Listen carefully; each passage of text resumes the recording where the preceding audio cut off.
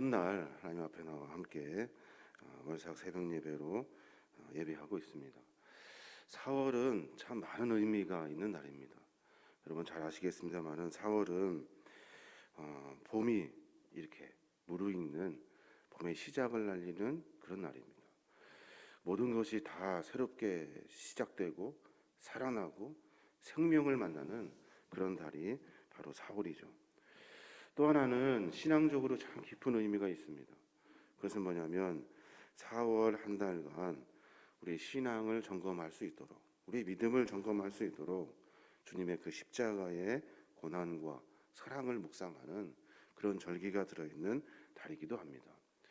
4월 한 달 동안 우리가 신앙의 삶의 모습을 점검해야 되고, 나에게 맡겨주신 주님의 사명도 점검해야 되고, 새롭게 살아나는 모든 만물을 바라보며 우리가 다시 새롭게 시작해야 하는 겁니다. 이런 신앙의 여정과 삶의 모습을 통해서 우리의 모습을 조금 정비하고 다시 주 앞에 세움받는 저와 여러분이 되시길 주님의 이름으로 축원합니다. 오늘 우리가 읽었던 본문의 말씀은 이제 요한복음에 있는 말씀을 이제 매일 성경 큐티를 시작하게 되는데, 참 주님께서 제자들을 보시고 안타까워하시면서 마지막 설교하셨던 그 마지막 다락방에서의 강해 설교가 들어있는 부분입니다.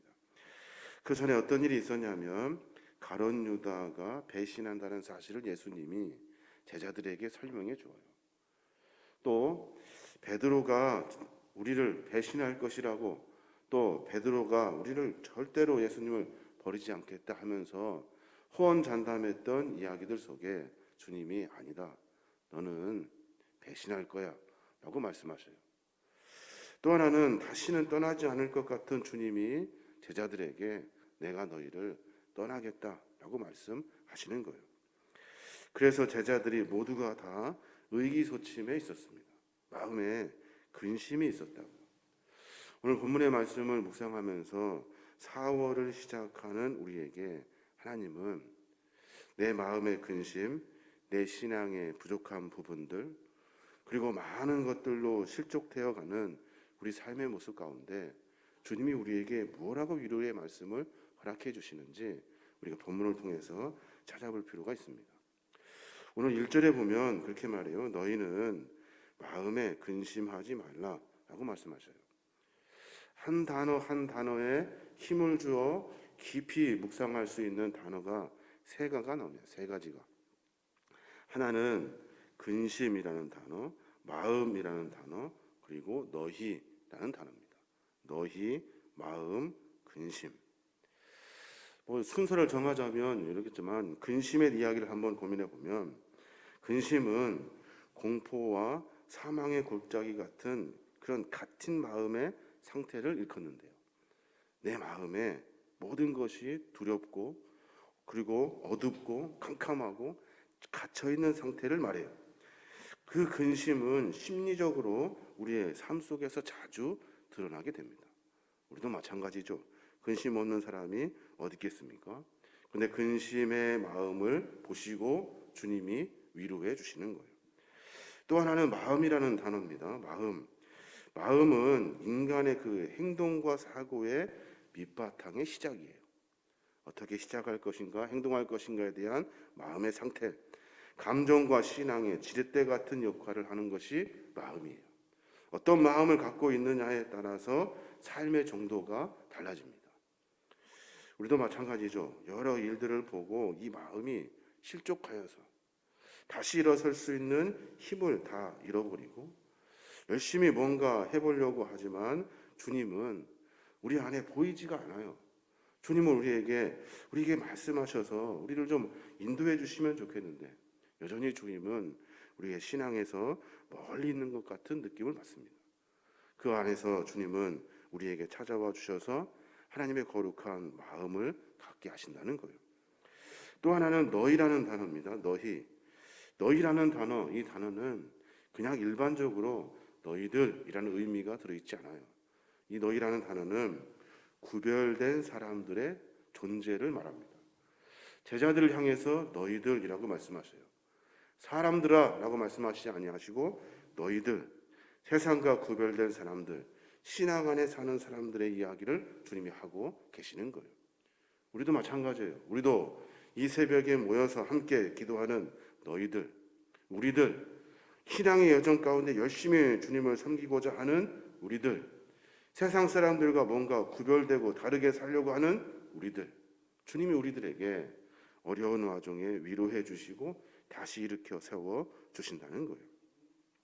그래서 너희라는 이 단어 속에는 세상 만사가 다 평온치 않고 세상 사람들의 생각과 모든 방법들이 다 같이 돌아가는 것 같지만 너희라는 그 구별된 사람들 속에서 하나님의 나라가 이루어지게 되는 겁니다. 너희, 마음, 근심. 한번 고민해 봤습니다. 우리가 이 마음을 어떻게 다잡아야만이 행복을 누릴 수 있을까요? 마음을. 주님 말씀하셔요. 뭐라고 말씀하시냐면 2절에 보면 내 아버지 집에 거할 곳이 많도다. 그렇지 않으면 너희에게 일렀으리라. 내가 너희를 위해 거처를 예비하러 가노니 라고 말씀하셔요. 마음속에 평안을 누리려면 어떻게 해야 되냐면 아버지 집에 거해야 돼요. 내 안에 여러 가지 어려운 마음들이 있을 때마다 우리는 어디로 가야 하냐면 아버지 집으로 가야 하는 거예요. 그래야만이 그 안에서 하나님의 위로와 평화를 누리게 되는 거예요. 그러면 근심은 어떻게 할까요? 근심을 제거해 주는 치료약을 주님이 제시해 주고 계셔요. 뭐라고 하시냐면 근심하지 말라. 하나님을 믿으니 또 나를 믿으라 명령하셔요. 근심이 있을 때마다 어떻게 하라고 명령하시냐면 믿으라 라고 말씀하셔요. 하나님 이거 어떻게 합니까? 큰일 났습니다. 근심이 되고 걱정된 일 속에서 주님은 믿으라, 걱정하지 말아라, 하나님이 너와 함께 하신다, 이 믿으라는 명령을 우리에게 허락해 주셔요. 또 하나 너희라는 말, 이 너희라는 말 속에 우리의 삶의 여정을 점검해 보게 되는데 너희라는 말 속에 하나님은 우리가 거할 곳, 우리가 가야 할 곳을 우리에게 말씀해 주고 계시는 거예요. 뒤에 보면 도마가 묻습니다. 5절에 보니까 도마가 이르되 주여 주께서 어디로 가시는지 우리가 알지 못하거늘 그 길을 어찌 알겠습니까? 라고 말해요. 아버지 집은 도대체 어디고 주님은 도대체 어디로 가시고 우리는 이 마음 속에서 무엇을 믿으며 신뢰해야 합니까? 라고 묻고 있는 거예요. 그때 주님이 하시는 말씀 6절에 보니까 예수께서 이르시되 내가 곧 길이요 진리요 생명이니 나로 말미암지 않고는 아버지께로 올 자가 없느니라 라고 말씀하셔요. 그러니까 우리의 근심, 우리의 마음, 세상과 구별된 너희들을 위해서 주님은 우리의 길이 되시고 진리가 되시고 생명이 되신다는 거예요. 정리해보면 주님은 우리를 분명히 위로해 주시고 우리를 세워주시려고 우리에게 친히 찾아오신 분이셔요. 마음에 근심이 있는 사람, 그리고 또 내 마음이 혼란한 사람, 세상과 구별되어 살아야 하는데 세상과 어쩌면 비슷하게 살아가는 우리들을 향해서 주님은 말씀하셔요. 근심 있는 사람들은 믿으라 명령하시고 마음속에 여러 위로가 필요한 사람은 아버지 집에 거하라 명령하셨고 너희를 하나님께서 특별히 구별하셔서 너희와 늘 언제나 함께 계시고 너의 삶의 길을 통해서 길이요 진리요 생명 되신 주님이 우리의 삶을 인도해 주신다는 사실을 분명히 가르쳐주고 있는 겁니다.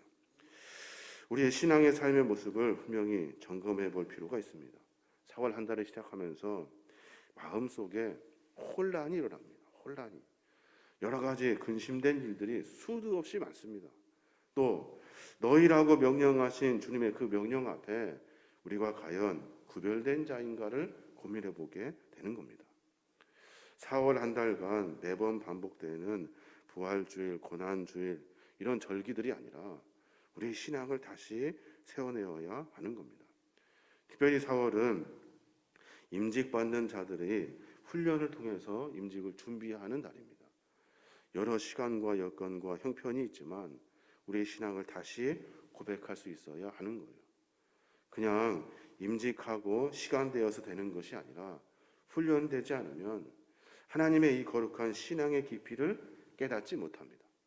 마음이 근심 있을 때 그때 하나님을 믿는 것이 아니라 문제를 해결하려고 세상의 방법을 막 쫓아가겠죠. 또 내 안에 그 마음이 혼란할 때 그때 아버지 집에 거하여 내 삶에 참 평안과 위로를 얻는 것이 아니라 전혀 다른 방법으로 삶을 살아낼 거예요. 너희라고 명령하신 주님의 명령에 귀 기울이지 않고 여전히 신앙과 삶의 모습과 세상의 모습을 혼돈하며 살아가는 신앙의 모습이 있을 거란 말이에요.